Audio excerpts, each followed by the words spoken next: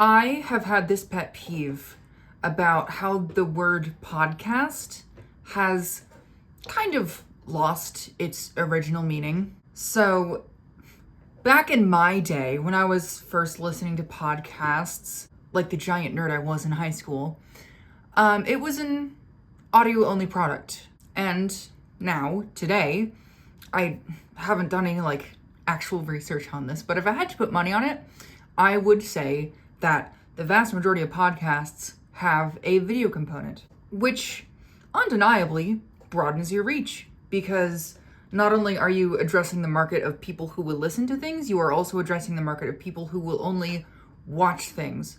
And so, the total market is bigger than any of its component parts. But the reason that it was a pet peeve of mine is because as this sort of video component crept in, more and more visual bits happened. And visual bits don't really translate that well to an audio-only product. And I had this whole rant prepared about how this is essentially just reinventing the talk show, which, sure, talk shows are great, but just call it a talk show. And I sort of realized that this is the same kind of thing that happens with mispronunciations or misspellings of words, like spelling a lot as A-L-O-T, not a space L-O-T, or saying axe instead of ask, or spelling as well as one word instead of two words. But really, this shouldn't be an issue.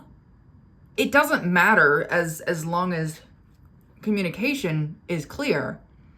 And, goodbye, or really any contraction ever, like can't or won't or doesn't, has followed this pattern as well of initially being something that isn't traditionally correct, but now it's just the way we use the words.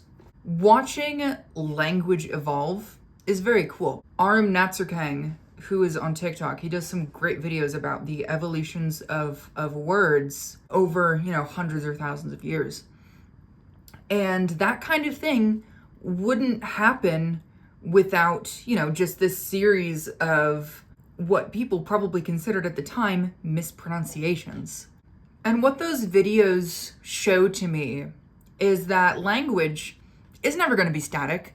It's never going to be something that just stays the same generation after generation after generation. It's something that's reinvented constantly in a way that makes it easier for people to say things. So why do people feel the need to be uptight about language like I was kind of feeling? And I think there's a lot of different possible reasons. Every person is their own person, and they're going to have their own take on why this thing it should be the way that it is, even if it's not conscious.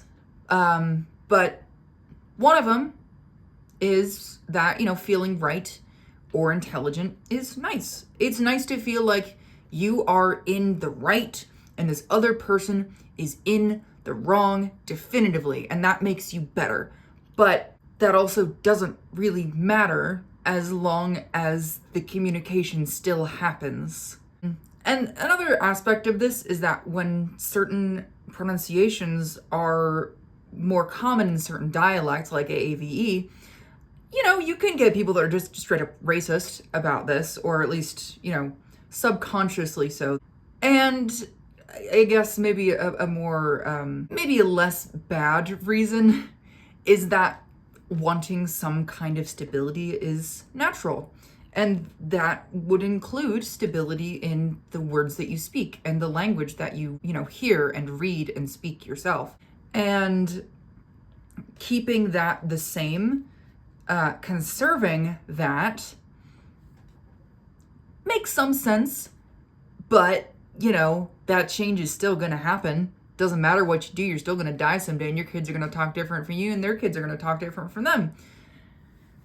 And that's just what happens, baby. And, formal contexts will still be different and will be slower to change. For example, I remember learning that you can't use contractions in essays, even when, like, that is something that you use every single day in most speech. So, in the end, it really doesn't matter that a podcast isn't a podcast. It's really not that big of a deal. Also, I totally can't believe I forgot to mention this, but the total good that comes from more people getting enjoyment from a thing, like, 1,000,000,000 times outweighs any, like, minor petty grievance that I have about podcasts having too many visual bits. Like, so what? More people are having fun. Whatever. And there'll still be audio only podcasts for purists like me, I guess. But I'm not that much of a purist, but whatever. In other news, as ever, there's temptation for me to wade into the discourse. Specifically, what I'm referring to is discourse surrounding a certain other trans woman who is a YouTuber who had a take that people did not like. To be clear, I count myself among them. And I'm not gonna get into it too much. If you know, you're worse off, frankly. I will say 2 things though. 1, free Palestine. 2, I don't think this would be as big of a deal if she wasn't, a trans woman.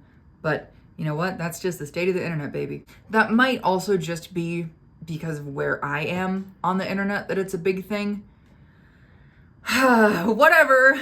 And also, I'm getting back into the swing of things, being at home. I made pancakes last night, and it's great.